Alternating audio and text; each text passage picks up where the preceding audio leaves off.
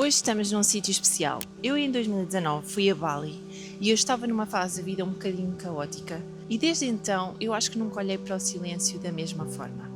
E hoje nós estamos aqui no Buddha Eden Garden, em Portugal, e eu acho que vou sentir exatamente a mesma energia. Eu acho que às vezes nós não precisamos de viajar para o outro lado do mundo para ter certos ensinamentos milenares e às vezes eles estão mais perto do que nós imaginamos e eu neste vídeo quero partilhar isso com vocês.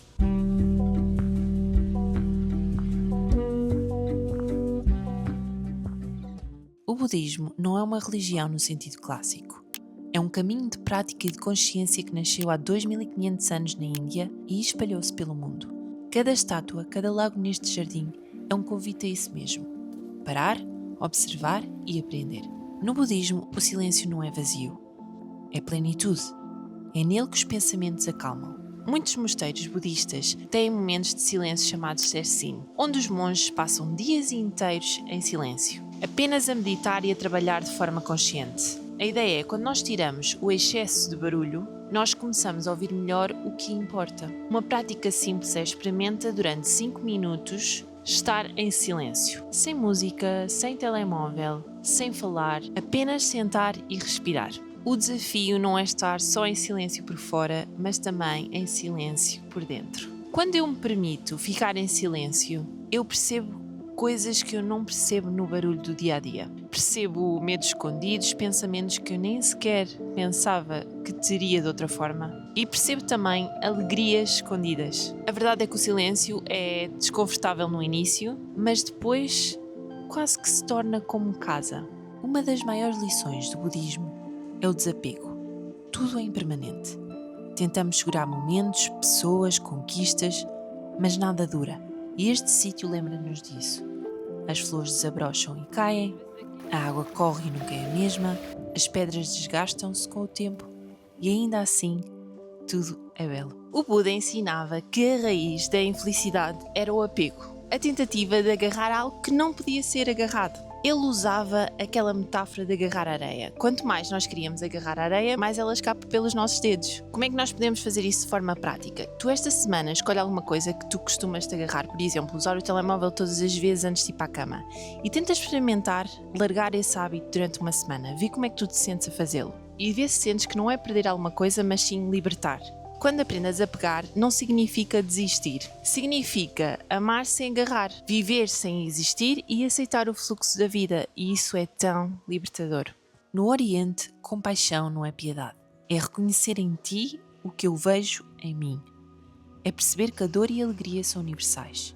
Quando compreendemos o sofrimento do outro, nasce a compaixão. Este jardim, com as suas figuras serenas, lembra-nos a suavidade que podemos trazer para a vida. Existe uma meditação budista que se chama Metta Bhavana, ou a meditação da bondade amorosa. É uma das práticas mais antigas e é usada para nós estabelecermos conexão primeiro connosco mesmos e depois com as pessoas que nós amamos e até desconhecidos. E o budismo ensina de uma forma prática a tu fazeres. Sentas-te com os olhos fechados e repetes para ti mesmo: que eu esteja bem, que eu esteja em paz, que eu esteja livre de sofrimento. E a seguir vais fazer o mesmo, mas a pensar na outra pessoa. É muito pequeno, mas é muito poderoso. Ser compassivo não é frágil. É lembrar que cada pessoa carrega uma batalha invisível. Todos nós temos algum problema. E quando nós nos tratamos com compaixão, nós conseguimos transportar isso para as relações que temos com as outras pessoas e assim praticar compaixão com elas também. Presença. Estar aqui, agora. Sem pressa de ir embora, sem medo do que vem a seguir. O Oriente ensina-nos que só temos este instante. O resto é memória ou imaginação. Este jardim é um convite constante. Olha, sente, respira, vê como a beleza se revela nos detalhes mais pequenos. Uma curiosidade: a palavra mindfulness, tão popular de hoje, vem da meditação budista, onde é chamada de sati, que significa atenção plena. É estar consciente do que é que acontece, tanto dentro como fora de nós, sem qualquer tipo de julgamento. Uma prática que tu podes fazer é, quando estás a comer, dedicar toda a tua atenção para aquilo que estás a fazer, sem qualquer distração.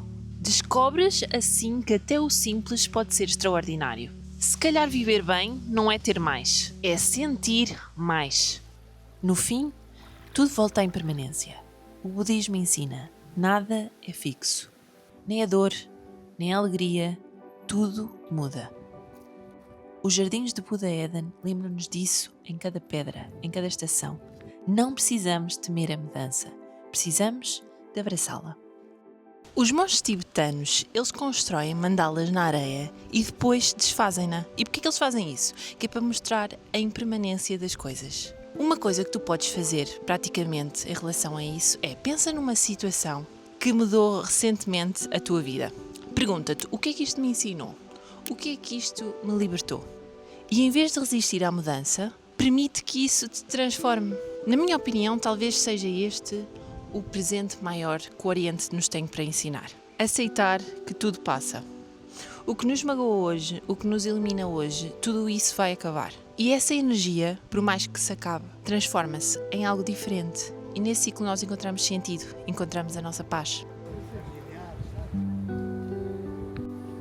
O Oriente e o Budismo não me deram respostas prontas. Deram mais perguntas, deram-me espaço para refletir, para aprender a viver com mais suavidade. O Buda Eden não é só um jardim, mas também é muito mais. É como um espelho. Mostra-nos quem somos quando estamos em silêncio, quando aceitamos o fluxo e quando simplesmente estamos. E talvez seja isso que significa viver bem. Menos certezas, mas mais presença. Menos controlo, mas mais aceitação. Menos barulho, mas mais silêncio.